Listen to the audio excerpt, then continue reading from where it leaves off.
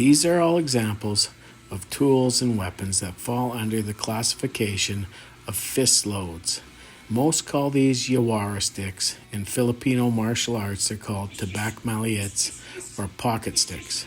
These weapons are often derided as ineffective, and this is not true. However, they are not very effective if you don't have fighting skills. If you have close range fighting skills, a small impact device like this can be very effective. If you can hit with power and then focus that power into a small, hard striking surface, it will have good effect. I don't care who you are. I don't care how tough you are. Having something small like that smashed into your orbital bone or into your jaw, maybe into your throat or groin, these things will affect you.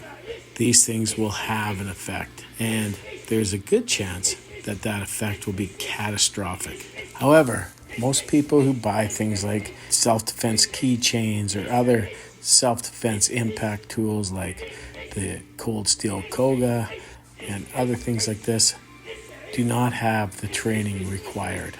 They don't develop the skills.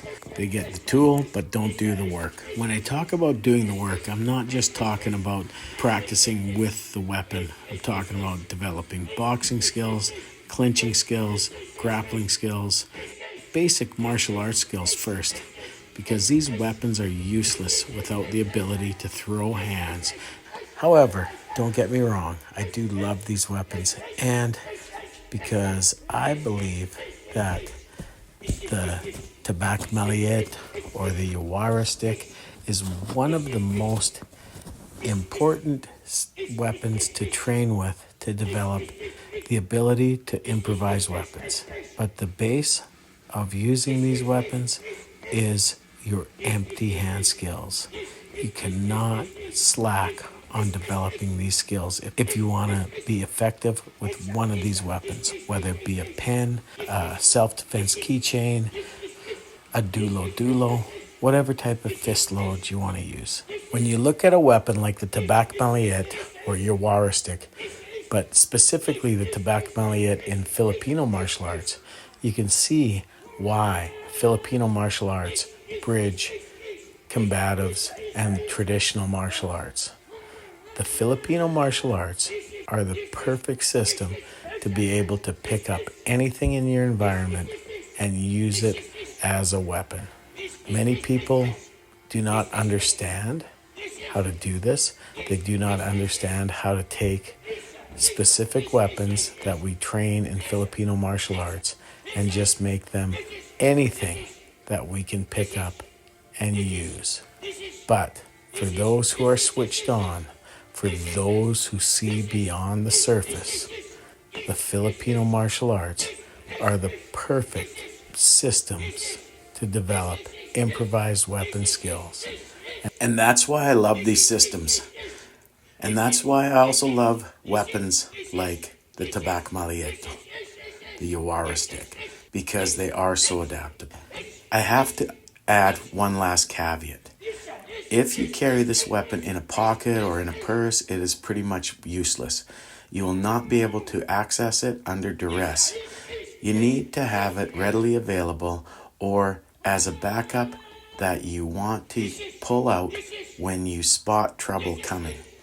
If you are in the fight, just fight. Don't reach for a weapon that's hard to access. Or use the Medusa formula and shock the person so you make the opportunity to draw the weapon. But understanding both the strengths and weaknesses of this weapon are very important. If you do, this can be an excellent self-defense tool. The strengths of these weapons are that they are easily improvised. They focus impact into a small point. They can be carried easily. They can be concealed easily. You can even have one in your hand, especially at night, and no one will even know it's there. It is easy to use a Tabak Maliit in a non-lethal way, whereas it's a little harder to argue that you didn't want to use lethal force if you're using something like a knife. And while speaking about knives, if you have a folder You can use it as a Yawara stick or a Tabak Maliit while it is closed. It will be very hard to deny that you did not want to use lethal force if you chose to keep your knife closed while you were fighting an assailant. The things to be aware of, though, is that these kinds of weapons, while they may cause pain when you're not adrenalized, you may as well just steer away from the body as a target for the most part in the midst of a violent altercation, because your opponent's not going to realize you're jabbing him in the ribs. When you demo on your friends, they may have a great reaction to that, but a fully enraged person who wants to kill you is just going to ignore those jabs in the ribs, those presses in the chest. You have to be doing damage to the eyes. You got to be hitting the throat, collapsing the larynx, and doing things that will cause physiological damage that cannot be ignored. And I know I've really harped on this, but if you don't know how to fight, this is basically a useless weapon. It is just a trinket on your keychain. Get some fighting skills if you're going to carry something like this. Don't be lazy. Don't expect it to do the work for you. Also, I don't believe in carrying the keychain or anything like that. If you are going to carry a weapon like this, make it a flashlight. Make it a tactical pen. Have it be something that you can use for other things. I really like the Tango Bar from Boker and the Palm Wrench designed by Kelly Worden. I really wish he would make a metal version of the Palm Wrench and the Travel Wrench. But anyway, thank you so much for watching this video on strike enhancers.